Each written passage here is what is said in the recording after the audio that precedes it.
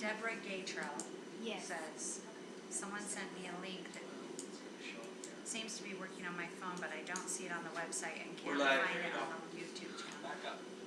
Back online. All right, I think we are back online. Woohoo. I see him. He's now the 11th person in the audience.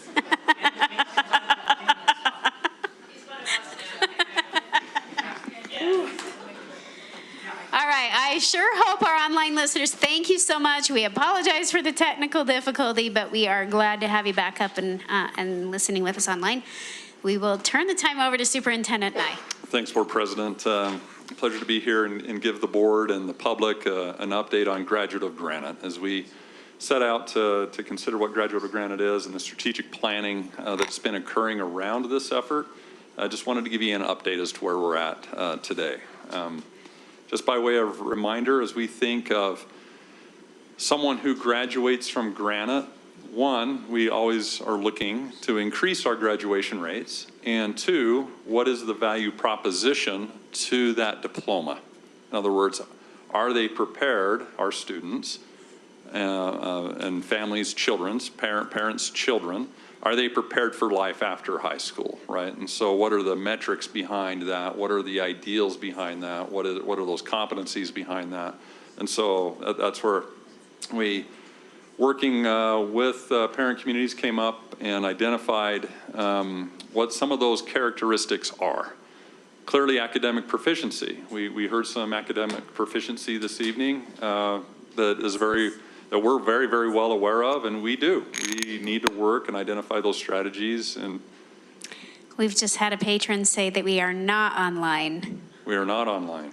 So here's the thing, we have a live feed, but we have to put a new post up because it just has the two videos, one from administrative section, one from the first part that cut off. So she's trying to get that set up. They'll be able to watch the new stream once it's posted there. Yeah, I'm on. Okay, so they may get Go ahead. a delay, it sounds like, Yes. but they'll have to Yep. click on the link Yep, soon. Should I keep going or continue. Yes. continue? Thanks. All right, or pause. Okay, they're now 5. I think they're coming back on Okay. after clicking the Excellent. link. Excellent. So as we've heard, academic proficiency is priority that clearly is not lost in the Graduate of Granite. We need to increase the number of students who are proficient in these content areas, academic areas. But there are also those other areas or characteristics, if you will, that identify what it is that we would hope our students are equipped with as they leave as our school system, as they graduate. Of course, communication, hard work and resilience, respect, dependability, responsibility. And so these are and academic proficiency I already mentioned, but these are those core characteristics that add also a value proposition to a diploma and how we think about what it means to be a graduate of Granite. This is just a makeup as we think graduation goal, absolutely. We think proficiency, absolutely. They are embedded in that. We have 3 priorities along that line that feed those goals: academic, social skills, dispositions, and talent development. And then, of course, the identifying what are those key objectives, what are those key actions, what are those key measures that say that we're making progress. In other words, it's a comprehensive view, analysis, even a cost-benefit analysis, return on investment, however you want to describe it, to say, are the systems that we have in place having the impact at the student level that we need them to have? In other words, we're working hard. How do we continue to refine our focus in those actions to make sure that hard work is also realizing a tremendous impact on student outcomes? And that's where those individual school continuous improvement plans come into play. Can I ask a real quick question? Just Absolutely. because this was brought up, and I just want to make sure I'm clear. So graduation rates, because we go to graduation reviews every year, and we're hearing things like 94% graduation.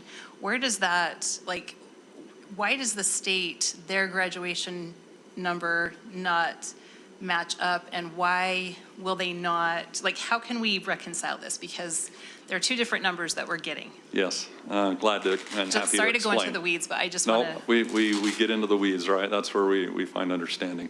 So the state will report, as well as the Department of Education, what is known as the federal 4-year cohort. That's a graduation rate that identifies for every child that comes to us in 9th grade, that forms a cohort of 9th graders, what percent of them cross the stage at graduation and get a diploma. Now, there are times when a student will move out, but let's say they move, they go to a new high school somewhere else, and they register, they don't count anymore in our cohort number, right? They've registered somewhere else. If a student drops out or chooses some other path that doesn't include graduating, or maybe they just leave high school altogether per that dropout, then that does. They technically are still our student. And so, once again, the federal 4-year cohort is the state adopted for reporting graduation rates. When we do the graduation review, sometimes a percentage is also shown of what percentage of seniors that started with us at the beginning of the year also graduated at the end of the year. So it's just a different metric looking at the senior class versus a federal 4-year cohort of everyone that started with us in 9th grade. Is that? Yeah, no, if they start with this 9th grade, do other states have different requirements? Like, if they move to a different state, will they be checked out, have that transferred in? If they move to another state, we have no way to track them, and they might still be in that cohort, correct? If we are aware and we can verify, then we can code the graduation. So for every student, there's a graduation code, right? And so that's one that we would be able to include if we could identify it. If a student moved out of country, or even if they moved out of the state and never registered or got back into school, or maybe they did and we have no way to determine that, then that does count against. Okay. So some of those might be just, we lost them because they moved back to their home country. Yep. Or a different state, or went with dad somewhere and they just didn't bother to Right. transfer that. Okay. Right. Yep. Thank you. Thanks Yep. for the clarification. Certainly.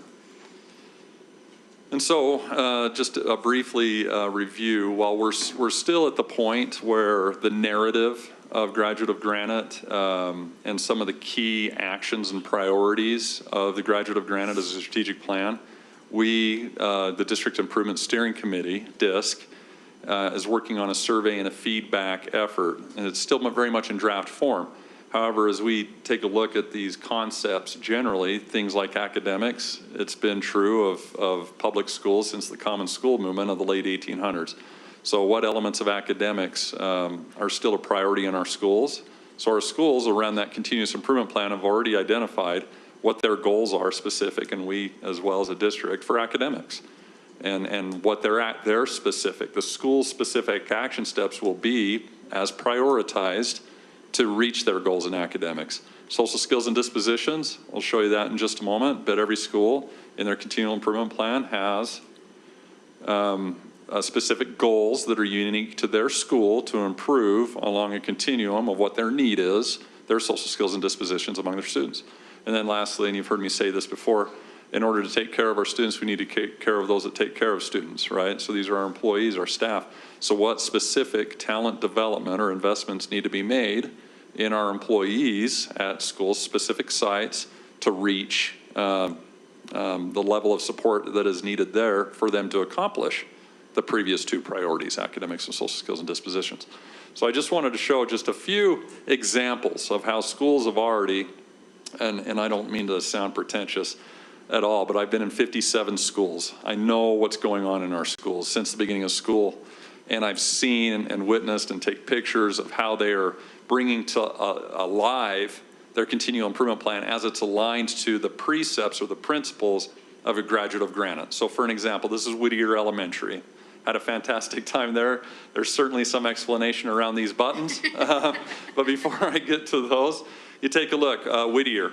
They have in their school, very forward-facing, this concept of what are their academic goals. Everyone gets to see them. It's very forward-facing. They know what everyone's working toward.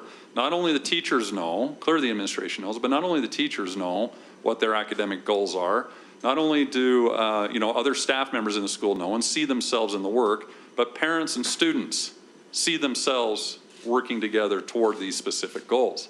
Same thing, social skills and dispositions. They identified some very specific priorities that the school needed to address to advance what social skills and disposition looks like on a campus, and same thing, talent development goal. So you go into the school, these are large, and this was a draft here, and they're going to massage some language on a couple things, but you'll find them throughout Whittier Elementary, in the classrooms, in the halls. It's very forward-facing.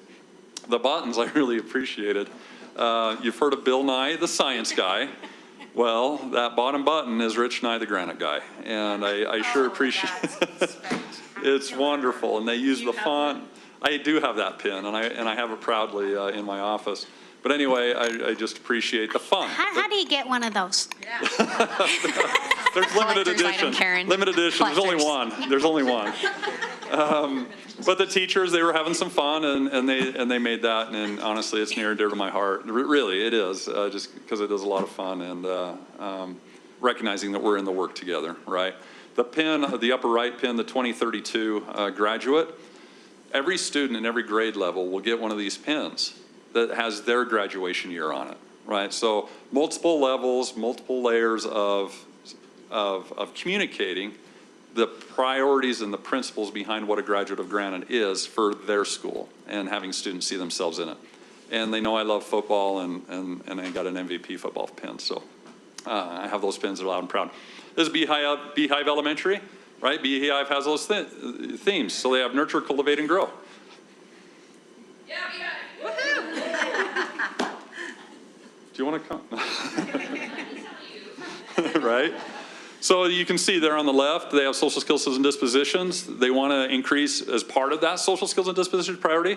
And again, you'll see this throughout the school, but they want to increase the average daily attendance and will meet or exceed 88% of the students that are regular attenders, right? Chronic absenteeism is defined. We know what that is, and they want to improve that. We need kids to come to school. They identified that, and they've got a list of prioritized actions to help increase the attendance at the school. And this is known by all. You see right below that, those are the graduate of Granite characteristics that were referenced before, and they have some specific targeted action steps there. The middle one, cultivate. It's perfect. Talent development. How do we cultivate talent development? And they're talking about increasing their learning of environmental domain 3 by 0.5 from fall to spring observations, which focuses on active student engagement, right? What is, as teachers, as educators, what does it look like for us to engage student? And how do we define the difference between active engagement versus passive engagement versus not engaged, right? And just being able to work on very specific teaching strategies and building the capacity to identify it. That's something that they identified. And of course, academics. Grow. 66% of the students will reach typical or better growth on their pathways of progress in literacy. Same thing in numeracy, math, one below that. And then they identified for their students that are learning English for the first time, a very specific goal that they want to increase by 5 points for students that are learning English. Again, very specific, but you see you have academics, social skills and dispositions, and talent development being the hallmark, but as defined by their school. Just a couple more. Visiting Moss Elementary, I really loved what they had done. They were showcasing kids. So each grade level, these are hung up in the halls of the schools. So the kids see themselves as a Moss scholar, but also a graduate of Granite, graduating 2030. Mustafa Alawari, he wants to be a firefighter when he grows up. He's really good at tying his shoes. I love it. I like school because it'll help me get a master's degree. So these children are thinking, well, what is it that I want to do? And how might I prepare while I'm in school to accomplish that goal? My real life hero is Ms. Adams. I got to give a shout out to Lindsay Adams. She's the principal of the school, right? So you talk about the positive impact of an educator in the life of a child. Loves, because she gives me good education, I'm responsible to take out the trash. Just a couple more. This is Adam. He wants to be a doctor when he grows up. He's a really good helper. I like school because he can learn new stuff and make new friends. My real life hero is Mr. Wright because he helps me a lot. Again, here's an educator in the life of a child, helping nurture and help raise his child. I'm responsible for my iPad, PS5, and my phone. Those are good things to be responsible for and things that he's working on. Just a couple more. Again, Moss Scholar, graduate of Granite, Jenna. I want to be a doctor when she grows up. I'm good at art. I like school because I get to learn. My real life heroes are my mom and dad because they work for my family. I mean, that's phenomenal, right? As they're thinking about who their heroes are, and I'm responsible for my siblings at school. So it really is, for each school, they've identified what this means to them. Recognizing we're still kind of in draft form on these action priorities, and we're still going to make some adjustments. But to be able to hone in on some very specific priorities and some very specific action steps, and then measuring whether or not those action steps are having the desired impact on students, really will help schools, help us, help our families, our communities identify how we help students succeed with those intended outcomes. Farnsworth, they've got it the same idea, right? I show a few different ways schools are thinking about it: academic, social skills, and dispositions, talent development. Fremont Elementary, they have other things, but what I really like about this is it conceptualized for me. It identifies what's an academic priority, what are some district goals, what are Fremont's goals, and then right below that, and I know it's too small to see, but I just give it for the visual aid, right below that are Fremont specific actions. And again, this is very forward-facing. They identify it. Not only does the administration know it, the teachers know it, but the community, the students know what it is as well. And same thing across those priorities. So as we think about that, we've talked. Any questions about that? I've been in the elementaries most, and my next round of school visits will be in secondary, junior high, and high school. And my guess is I'm going to have, and I already know because they've shared them with me, what this is. Phenomenal, Dr. Nye. Really great job. Team. I'm totally impressed. Yeah, but to have people inspired to already be kind of on board with that it shows great leadership. So, I mean, I give you kudos personally for that. And I also give them all kudos too, but I just think you should get some kudos too. Well, thank you. But, yeah, they're doing the lift and identifying what they need for their schools. And so as we think, so that's definitely at the micro, right? At the micro, this work's going on, it's surrounding those priorities specifically, but also the macro. In identifying what is as a collective, as a district, as a board, how are we thinking about our mission and vision? And we've talked a little bit about this before, and I'm just going to float a couple ideas or examples here. But currently, the board adopted vision, as you see it, is students will leave prepared for college, career, and life in the 21st century. And we talked a little bit about that, a little tongue-in-cheek.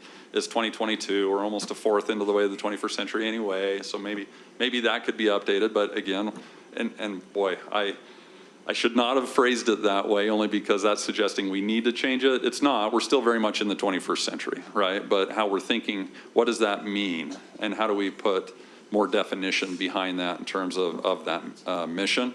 A couple goals the board has, stands to reason: increase achievement for every student. And we've defined that a little bit in Graduate of Granite along different metrics and what is achievement, how is it defined? And then second, enrich, increase parent community engagement, right? Still that's that clear acknowledgement that we are in partnership with parents in raising children. You've heard me say that before. And the board vision statement: from here, anything is possible. Hey, Dr. Nye, can I just ask board members, who was here when our mission and visions were adopted? Like, because it was pre-me, and I just want to know when this was. Terry and Connie. Oh. It was 2012. I'm not calling you old, Terry and Connie. I will. But we've discussed those when you were here too. We've discussed them, but they didn't change. Well, so others have been aware. Yeah, we've been aware of it. We've talked about it, but we've talked about, we probably need to review these. And I think we held off because we're like, let's see where we land with this, and then let's kind of talk about We kind of this. wanted to launch this, portrait of a Granite graduate, and now that seems to kind of be gaining momentum, and I echo Julie's comments. I think our entire board, thank you for having this, that vision, and buy-in is incredibly important. And so being able to have you so visible in schools, making those relationships, building those relationships, I think has a direct impact on this buy-in. That employee morale and the trust that they've given you is critical. I don't think we'd be where we are today without you doing all of the work. So once again, from our entire board, thank you.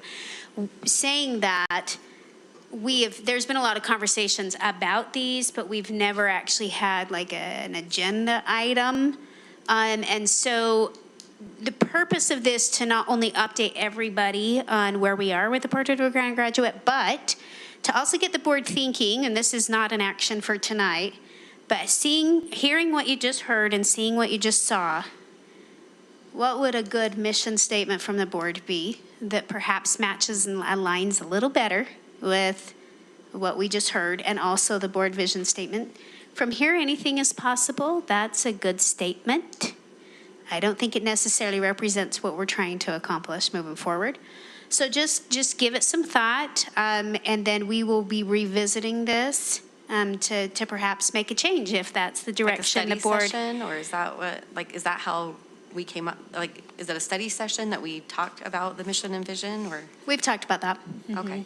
And Rich, we'll turn the time back over to you. I'm I talking didn't way want too to, much. no, I didn't want to interrupt, but when it was appropriate, I could give a couple examples if you'd like.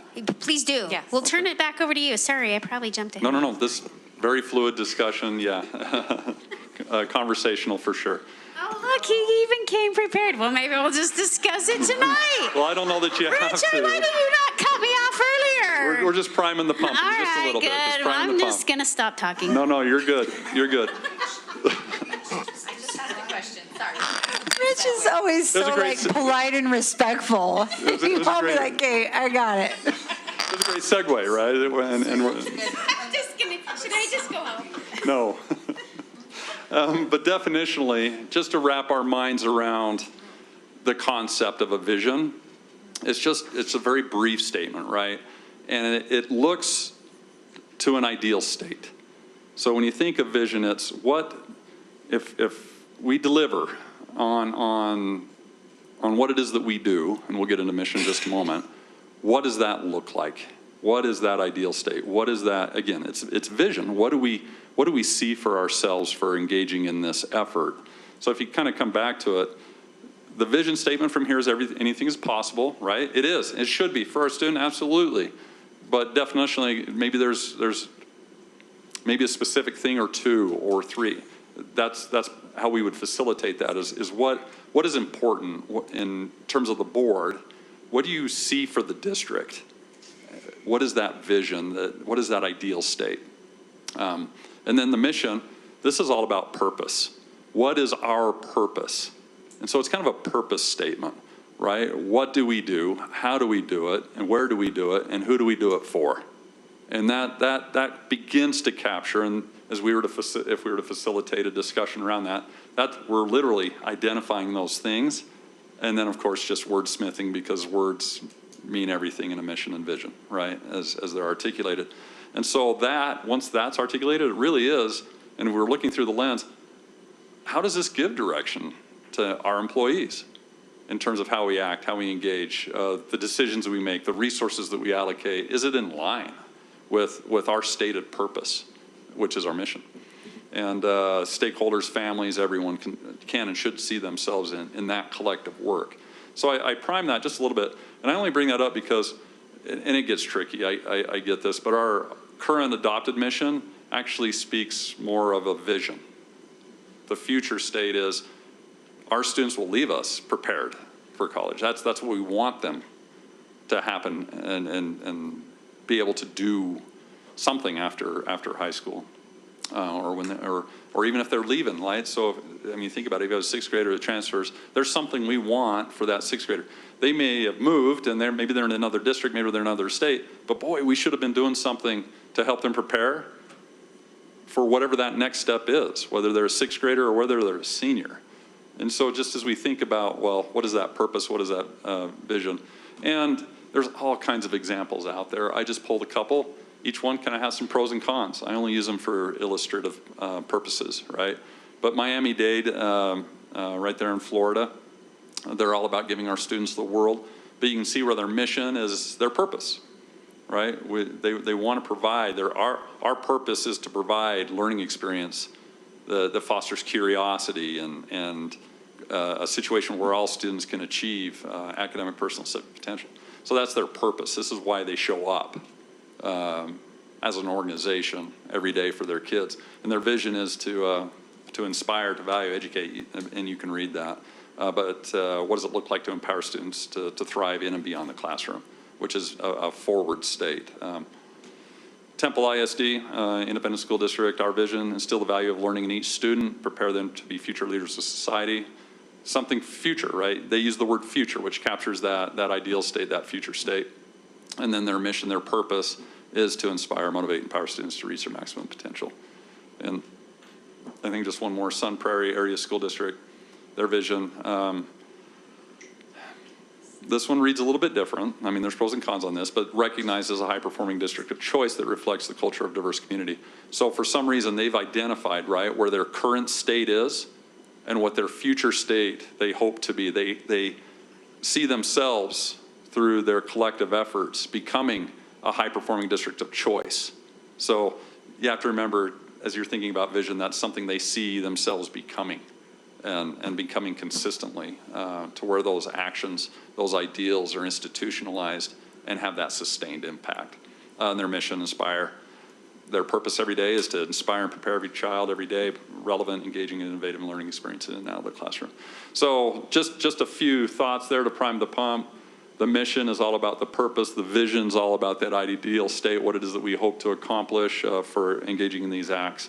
And that kind of sums up Graduate of Granite and taking next steps to identify where the board would like to go with our current mission and vision. You also see organizations look at values. That can be also part of it, mission, vision, and values. I really feel, I love values, I do, but collective commitments are more descriptive in my mind. When you think about values, what are collective commitments? But that's something we could also engage in if the board so chose, and really to cast a wide net. What are our collective commitments summed up in value statements? So sometimes you see a mission, vision, values, or mission, vision, collective commitments. But with that, Board President, happy to take direction and or next steps, and or one next step, if the board felt like they wanted to discuss this further, it could look like a retreat, it could look like a study session, we could facilitate it. However you see that going forward, we just want to be able to offer that level of support to the board in, as you're thinking about that mission and vision for the district as our elected officials. Thanks, Rich. This is just my personal feelings to board chime in. I feel like this warrants another discussion. I would like time to kind of process that a little bit, and perhaps board members that we could do it at a study session, bring your own individual ideas just to kind of get our, we'll just put everything up on the board and start just working through that. Does anybody have an objective to that? Or objective? Objection. I cannot speak. Objection. I really know English, I promise. Sometimes our study sessions kind of, okay, we got an hour and a half, and we got to get gone. We need to be gone. I think a retreat where we're dedicating the time that's needed to really discuss this is my opinion. I second the retreat. I like that idea. I like last year when we did that. I think we're at the Bates Kitchen, and we kind of started doing some of that process. And I think it was helpful to be away from just board meeting, setting, I guess. And so I would like a retreat of some kind. Just to clarify, it would still be noticed as a public meeting. Correct. Just for the public, we're not. Yeah, sorry, behind we're closed not doors, meeting, guys. yes, but just out of somewhere in our district still, of course, yeah. Yep, we would still be a quorum. It would be noticed meeting. I'm good with that. So let me work with our superintendent to nail down a date. I'll probably be emailing out some potential dates, and then board members, the faster you can get back to me and we can get something on the calendar. That would be great. Sure. I also just want to say that I don't necessarily want this to be something that board leadership has to it could be a lot of work for board leadership. And so please spread that work and let us all be a part of whatever facilitation that requires so that you're not just in charge of it. And same with, I include you in the board leadership, Rich. I think that's important. Yeah, will do. Will do. Thank you, Julie. Okay, so we'll work on that piece of it at the end. Like Chris can choose the restaurant. Don't let me. Remember last time? It's horrible. We lack Well, in the my restaurant was area a good. little bit. It just took 2.5 hours. It'll have to be somewhere else, but. Anyway, we'll nail The down those conference- details. The financial purchasing car room is great, he said. Okay, I think we are ready to move on to our first reading. Doug, we'll call you up. We're going to look at, as a first reading, employee health and safety, immunizations, and workplace accident policy. Can we, before we move on, Rich, can we get a copy of that slideshow? Yes, Because will you? it would be good to be able to like sleep on some of those Revisit vision it. statements and stuff. Julie wants to bring that up at 4 o'clock in the morning when she can't sleep. Yes. Oh, I really do. I'll share it with you, but Stacy will also post it as public record as well. But right. we'll make sure that you get it right now. Public record is fine too. I'll email it. You could use the extra time to scroll. Right. Might find some other great little gems in there on the district website. All right, Doug, we're sorry. Go That's ahead. okay. Good evening, board. Thanks for having me. Which one are we doing first? We have first reading. Let me pull it up. Hold on just a sec.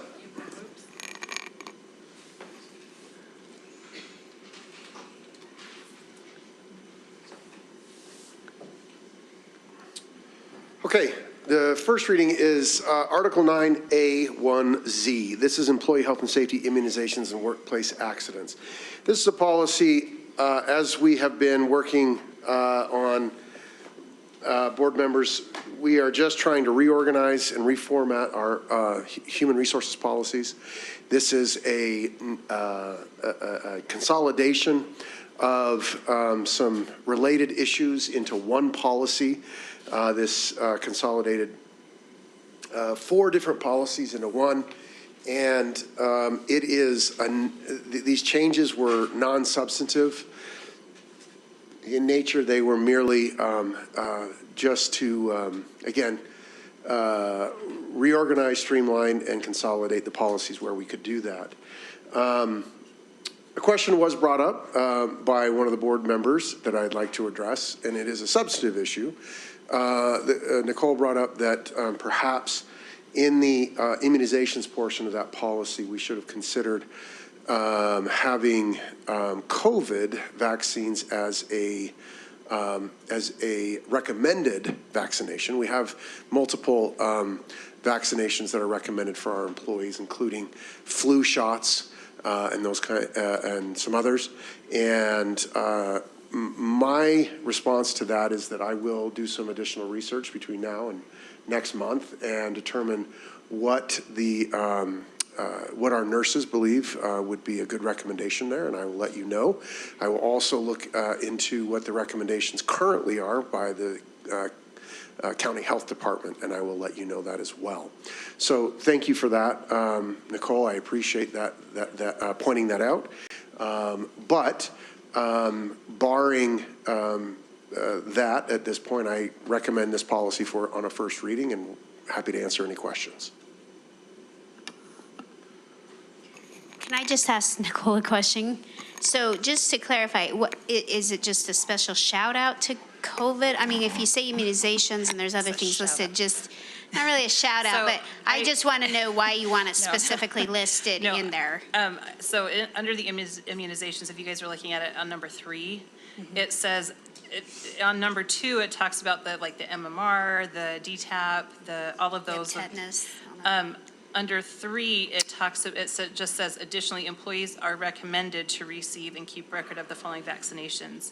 I just wondered, because flu vaccine is not necessarily a requirement, it's just recommended, but is the COVID vaccination, according to Health Department, recommended? And if we're putting the flu vaccine on there, should we also be putting that as a recommendation? And I'll jump in there. It's not a requirement. Yeah, because those specifically are Department of Health recommendations. We've included those in the policy, but I am not sure whether a COVID vaccine is actually recommended by the Department of, by the Department of Education, by the Health Department, the County Health Department, but I will find that out. Okay, and perfect. I will let you know. That's just why I brought it up, because No, that's just how, I just wanted my understanding. If it's something recommended by them, if we're including the other things, maybe we need to put that on there. So that's potentially a substantive change to the policy. Otherwise, the changes have been all non-substantive.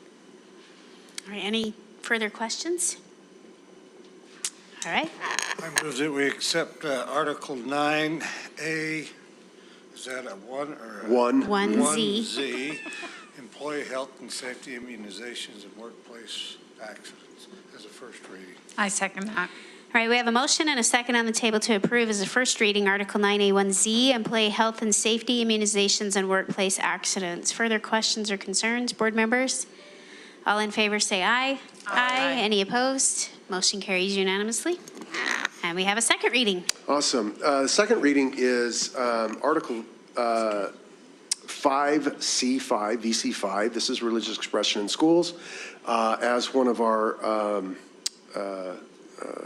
community members mentioned this evening in community, in, what do we call that? Public comment. Thank you. There was a change in the law based on a case, what was called the Bremerton case, that happened this past year. And based on that, we did make some changes to our policy. There were no concerns or requests for revisions that were presented to me between last reading and this reading. And so I present this policy to you in the same form that it was presented during the first reading. And I'm happy to answer any questions that you might have. Any questions on this one?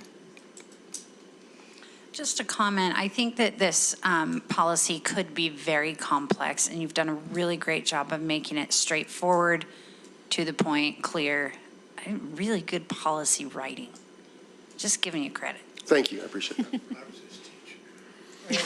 Yeah, I believe it. All right, I'll entertain a motion. I move that we accept Article 5C5, religious expression in schools, for policy as a second reading. I'll second. We have a second and a motion, or we have a motion and a second on the table to approve as a second reading Article VC5, religious expression in schools. Any further comments, concerns, or questions? All in favor say aye. Aye. Any opposed? Motion carries unanimously. Thank you, board members. Thanks, Doug. Thank you, Doug. Right, we're going to move on to our superintendent report. Dr. Nye.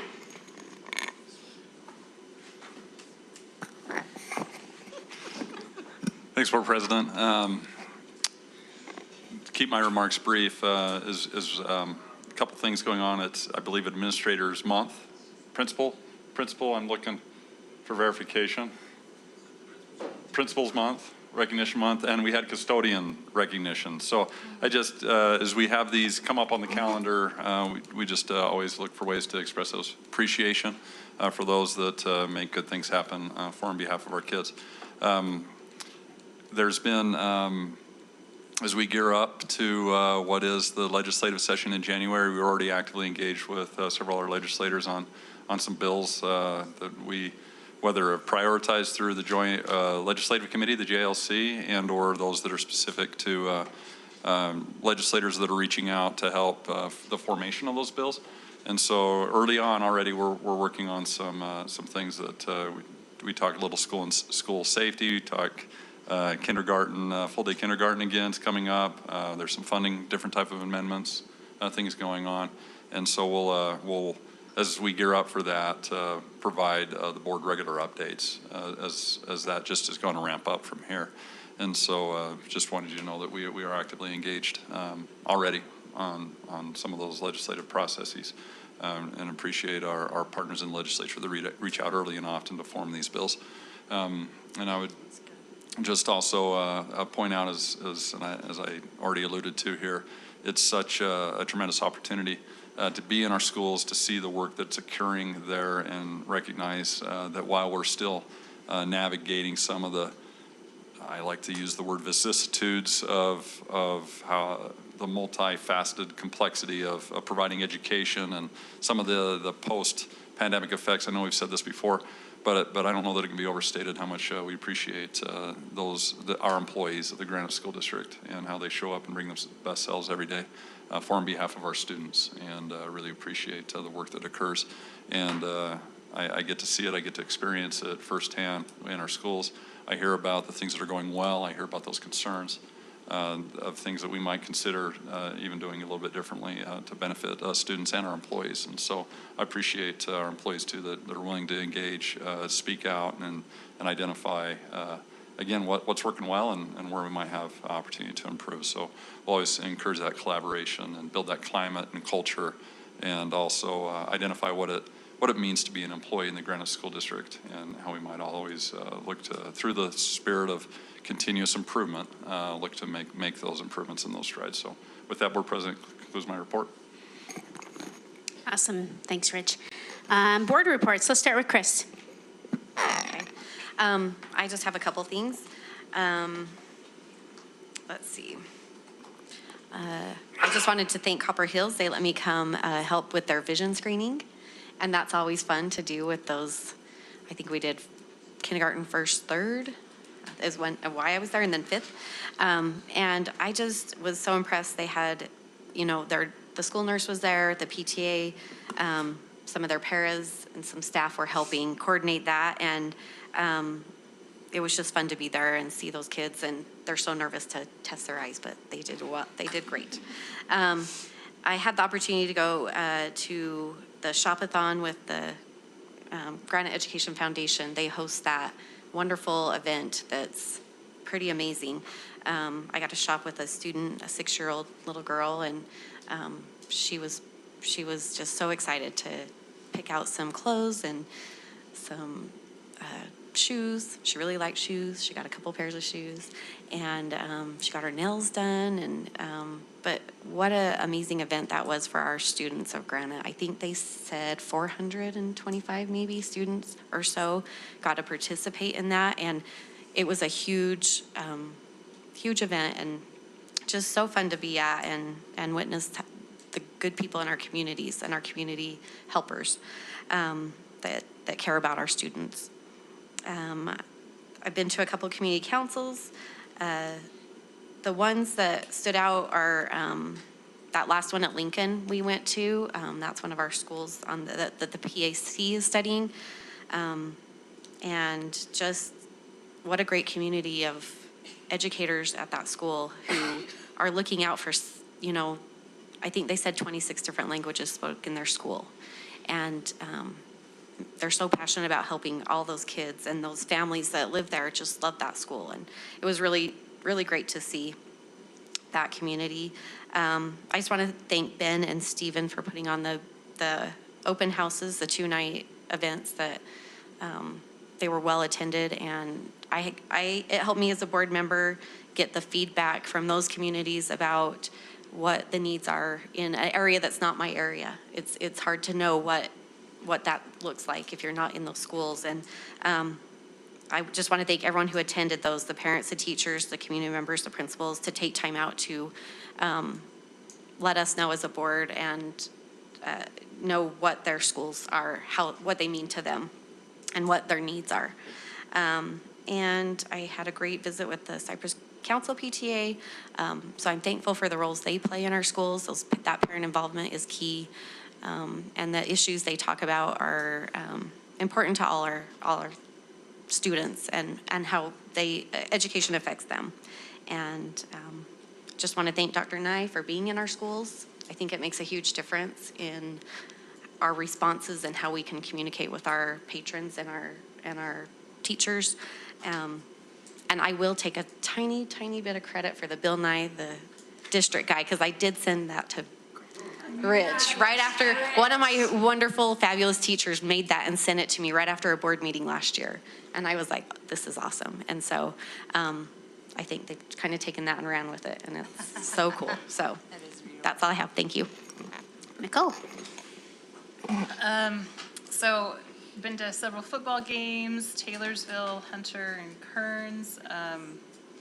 It's fun to see them, fun to see those activities and the students involved there and the families that go there to support their athletes, as well as amazing to see the parents that go there to support their girls on the drill team or on the cheerleaders or any of the kids. I was there for the band. That's right. I also went to several community councils. The one that I wanted to mention was the District Community Council. For those who weren't there, we did talk about the graduate of Granite, and we asked parents. There's a parent component. Michelle actually shared with me that the state one has a parent component. And so it was kind of fun to be able to see what happened there in a very organic way, where we were talking about these and what do you think as a parent, what would your role be in this? And it was interesting as I looked it up that they actually matched pretty well. They matched up with those state goals too. So, but I know that's all still very movable parts and everything, but it was really interesting to see. And just want to put a plug in, District Community Council has changed, and so we would love to have more parent involvement and really pass that on to parents with the PTA, that we really want to have those parents there. So get their feedback. I have loved going to these open houses and being able to visit with the community councils as Ben and Steve have shared with them the plans of the PAC and the possibilities of what's happening. Appreciate the community members who have come out in droves and who have shared their voices. I think that's so important in this whole process, and it's been really good to get to know those communities better and really who they serve and what's going on there. It is definitely a hard decision, but the more feedback that we have, the better. So appreciate that. Because we were at Moss, we did get invited to go also to Donuts and Grown-Ups that they did one morning. Julie was there as well. I'm stealing your thunder, sorry. But they have the kids come, they bring in the best donuts, they bring in the Dunford donuts, and then they have books. They just have a ton of books there, and they invite the kids to take a book home if they want. I love that they're getting books into the homes. I love that there were so many grown-ups that showed up with their kids to read, that there were other grown-ups there to read with them. I loved hearing some of the teachers. One of the teachers went and spoke Spanish to all the kids that came up and kind of invited them to come participate. And just really, it was a fun event to see that happen. And I stood there and said, come get a book. And I tried to help kids find a book. That was all I did. I also got to do shopping with the Granite Education Foundation. Such a fun activity. A huge thanks to Discover. They are the ones who sponsor this. They gave every kid, they upped the amount this year to $250. Kohl's, great partner, gave us 15% off for their purchase. So most of the time you saw people running back, we have more money to spend, let's go spend more. So it was really fun to do that. I got to help a couple kids, and one of them, as she left and went to her mom, she said, this is my new best friend, and gave me a hug. So it was very sweet. She was shopping with two men and her three brothers, and I said, why don't you let me take her and go and do shopping? So it was fun to be able to do that. But I appreciate the foundation. Leslie was there, JD was there. So thank you for everything that you guys did with that. And also, along with that, I did go out and help with food kits on September 10th. Took my two kids, and they want to go back. They said, when can we do this again? So it was really fun to put those together, and I believe they put together almost 17,000 kits. Is that? Rich will tell you an inflated number of what he did, though. But my group did 601. So we did the extra one because we had to beat out the other team. Anyway, it was really a fun activity and a great service project. And for anybody who's looking, donations to Granite Education Foundation is a great way to serve our community. It goes directly to our kids. So appreciate all that the foundation does for our kids and the community. That's it. And I say amen to everything that's been said. I'll only add that I went to junior high sports, a soccer game, and I'm so impressed with what our district is able to do, even with the junior highs, the 6, 7, 8. And so I went to Eisenhower's. I have a granddaughter, and knowing that they play Olympus Junior, and it was a good game. I got there a little bit late. It was a good game for Olympus. Our girls put together, my granddaughters in 8th grade, and never played soccer, and yet she made the team. And so they just were so willing to play. And I'm just grateful for the opportunity that these young people have when they've never done anything like that before. So that was always good. I have loved the open houses. I am so grateful for the people to come and express themselves and tell us about their schools. Always thanks to Ben and Steve for what they do, and Gaina for being there and taking those notes, and Julianne. Late nights as well as early mornings, you guys are awesome. So just keep up the good work, and I'm grateful for the district. I'm grateful as I meet people, and more people have called me that have questions about the district, and I'm so proud to be able to say where we're going and what we're doing. And hopefully we'll just stay on that trajectory and continue to do well. Julie. I wanted to echo Nicole's sentiments about district community council, and how if you're a parent and you want to actually impact what happens on the district level, now district community council is where it's at. That is the place to go and have your voice heard in a way that it really is going to impact the things that we do. Like, you'll see the impact, I think. So just a plug for that. And it's always such a joy to hear what the parents think. And also, as a parent, I usually feel like I agree completely with the other parents. I also wanted to say that today I got to go to the open house. I'm not going to say exactly what it was, right? But we have this new program called the CEO of Granite, or maybe Granite CEO. And today the CEOs that are the students were meeting their mentors. And the CEOs each, by the end of the year, create a real business with real money flowing through it. And they each have a mentor from the community who helps them launch their business. And it is remarkable. I was so amazed. I was so jazzed up by the whole thing. And the students came around, and I met with each of them for 3 minutes, and they told me what their idea was. And they all had a very clear picture of what they were doing, how they were going to market it, where they were coming in the industry, where there's room for them, how they were going to differentiate themselves. And I was so impressed that they could do that. And I mean, these are high school seniors. These are not college students even. These are high school seniors who are legitimately opening their own businesses here in this building, actually. And the energy was just palpable, and I was so excited by that. And the students also were saying things to me as if I had anything to do with it, like, thank you so much. This is the best piece of my education that I've received so far. They don't count. They don't understand how third grade got them to where they are right now.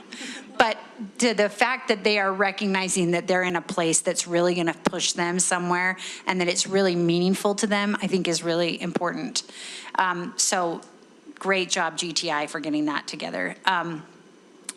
I also wanted to I just wanted to take a minute to celebrate that we have a mariachi band in the junior high. I mean, we need in all of our arts to move to all those authentic, many world visions of what art can be. And to see that up here, I think, is a huge win for us. And I hope that that is the beginning of many more reverences like that. You know, it's all valuable. And so I want to make sure that we give it all the value that it needs. I have been spending so many hours lately just hearing from people about the boundary study, and you know, talking with parents at the fun run, talking with parents and students at donuts with grown-ups, and at movies, and at fall harvest fundraisers and just going to these events where I can walk around and interrupt everyone's fun conversation to say, what do you think about the boundary study? But it's been so helpful to me. And the question that I'm constantly asking is, what questions do I need to be asking about this that would impact your school? And I've gotten so many just really great insights that I just didn't know, that I've been passing on to Ben and Steve. And the other thing that's been just such an honor is I've been spending my lunch hour in the staff room talking with employees at lunch, with teachers at lunch, and saying the same thing. What questions do I need to ask? And it's so interesting. The parents know a certain kind of question to ask. The teachers know certain questions that no one else knows to ask. And so it's been such an honor to get to hear those voices and ask those questions that I don't have all the answers to yet. And I appreciate the people who are willing to share their knowledge and understanding with us, because I think in the end we'll all get all of the information that we're all getting from, we all kind of combine it together. And getting to know these different schools also.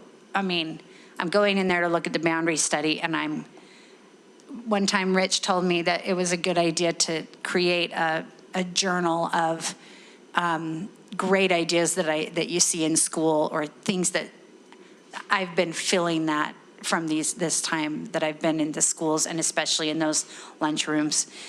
So we have such great expertise in our schools. We really do.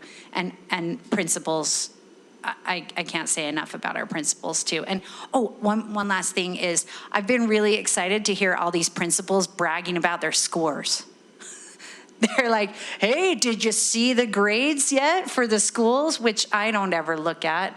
And no, I didn't. Well, you should look at our grade. It's amazing. And to see how happy they are about that. I mean, I'm interested in growth, so I don't ever look at the grade. I look at the growth. But I'm so happy to see these people come back and feel that reward of a job well done, even though I don't always think it represents the fullness of it. So sometimes people don't get the recognition from those that they deserve. But anyway, thank you. And end of story. End of scene. Terry. Do you want a motion or? No. Go ahead. Go ahead. All right. Tomorrow night is the USBA regional meetings I'll be there. at 6 p.m. in the Sandy offices. I'll save you a seat. Oh, okay. I thought she was, I can't read lips. I know. I got it. So just so you know about that, that'll be a good meeting. They'll talk a lot about the legislature, legislative priorities and things like that. I've been to all but one of my school's faculty meetings. Teachers are doing good. They have a good attitude. I've thanked them for coming back, not just being with us, but because throughout the country there's a lot of people who aren't teaching. And but they have a great attitude. The administration is wonderful.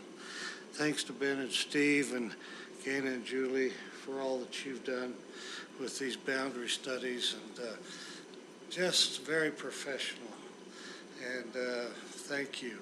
You know what you're talking about, and I think that's so wonderful. I think that's a great reflection of our district and the good people that are employed here and the things that they do. Now, we had some public comment tonight. I'd just like to ask a couple of things. This is what I heard from it. And let me just say to those people who came and commented and had concerns, thank you. It's critical that we know your concerns and that we listen. And I want to thank them for coming. A couple of things were said that I have questions that I would like, as a board member, answered. It might be good in a study session. I don't know. But there's a lot of interest, especially in these sensitive materials that are in our libraries. As I've been going throughout my area and talking to a lot of people, there's a lot of interest in that. I think as a board, and of course leadership, you decide what you want, but I think a study session sooner than later would be good. so that we can let the public know what we are doing. One of the things that, as I understood stated, is that there was a law passed in the last legislature, and I understood that they were saying that we are not in compliance with the sensitive material law that was passed. I would like to know that, and if we are, I think the public needs to know that. And then second, that inappropriate material is being taught in our English curriculum. I'd like to know if that's in curriculum or if that's in books that students are getting out of the library. I think there's a separation there, because we as a board approve the curriculum that's taught. And so I would like to know that.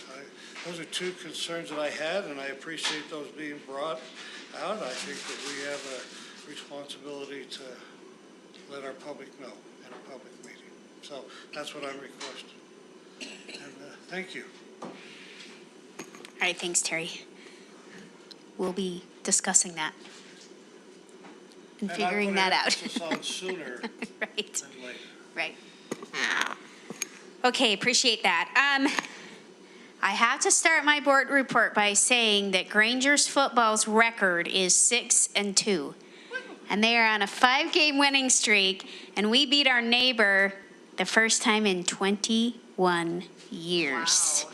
So anyway, just a shout out to Granger. I just have to, celebrate it because our record really hasn't been that, well, their record hasn't been as good as it is this year. So we'll just leave it at that. I love hanging out with my PTA friends. Walking the halls of the PTA, and I've been visiting different PTAs and community councils. I was at Granger today at lunch selling sweatshirts. And so they got these at the beginning of the year, and they've been selling the homecoming games, and it's the PTA fundraiser. And it is so fun to not only sell sweatshirts, but to see how many Granger kids were walking back and forth during lunchtime. And Granger has a lot of kids right now, and so they have their 2 lunches, and it's super crowded for a bit, and then it kind of disperses. And anyway, but to sit at the table and just to see with my PTA friends and just to see the kids walking by in the sweatshirt or just stopping by at the table and how much are these? And I love this, and it's so soft. Anyway, just a shout out. It's so fun being in the schools. If you want to know how schools are going, you have to be in them. And whether it's community council, a classroom, a PTA meeting, whatever role, whatever way, I started out being interested in school things through the PTA. I joined my local Farnsworth, elementary PTA. Was president there a couple years. Then you start noticing things, you start hearing things, and so, the PTA are my people. You'll learn real quick that every school community has their challenges and has their strengths and has different opportunities, and so how to address each one of those. I also have to speak briefly on the Shopathon. This is an absolutely amazing, amazing program. Thanks to not only Discover and Kohl's, but there are some, they give these nice pillows out to each kid. These guys drive down from Logan, and they're there set up by 7 a.m. on a Saturday morning. And so those kind of vendors and those kind of partnerships, it takes so much. What's the name of it? Do you remember? Also, Little Caesars provided pizza, Yeah. and Burger King provided breakfast, and Yep. There were people there. Yeah, there were people there painting nails. Haircuts were the haircuts provided. were dental exams, eye exams. Eye exams. The amount of partnerships that it took to pull something on that, and how it works, just so people know, is those kids whose families need just a little bit extra help. The social workers in each schools can submit their name to the foundation, and then those are the families that show up, and they are paired with usually partners from Discover to go be the shoppers with those kids. And as I walked around and talked to different kids, shoes was very high on the list. But there's been times where they write thank you notes, and the thank you notes are the sweetest things ever. And they basically say things like, "Thank you for letting me have new things at the beginning of this school year. I feel normal." And it's those kinds of thank you notes where you realize, hey, it just warms your heart, right? I mean, it makes you kind of happy and sad at the same time, but just the amount of work and work it takes to help some, give those families a little bit of a lift, right? And have those students, there was not anybody not smiling walking out. These bags sometimes were bigger than the kid. You know, they're kind of holding this out there, but man, just a tremendous feat to pull off. So thanks to our foundation and all those sponsors. Wanted to kind of give a drama and music teachers a shout out right now because high school musicals are in full swing. Right now, those rehearsals are picking up and things are getting just really, really busy. So shout out to them and all their hard work. Also, Kennedy Jr. is in my area, and I was so happy to hear this mariachi band and to meet this new teacher. He's amazing. I am so glad what? Is he really? All right, he is a GEA rep. Good. What a wonderful thing to just capture that and represent that culture. And they were so good. Realize we're just at the beginning of October. They have not had that much time to rehearse and have it that polished. So amazing, Kennedy Junior High. Very happy. Last but not least, Rich mentioned that it was Custodian Day recently. And my favorite custodians ever, Farnsworth, it was probably because I just know him the best from working with him in my PTA days. But he had a whole door with thank you notes. Now, this is a custodian, who obviously has made connections with students. And I know that because when I ran the fundraiser, Gordon was such a good sport to get up there and let kids silly string him as a prize. And he came one year, no joke, with his little bug zapper outfit. And he put on his hat, so he was all protected from he had all the netting. But he is just like grandpa to those kids.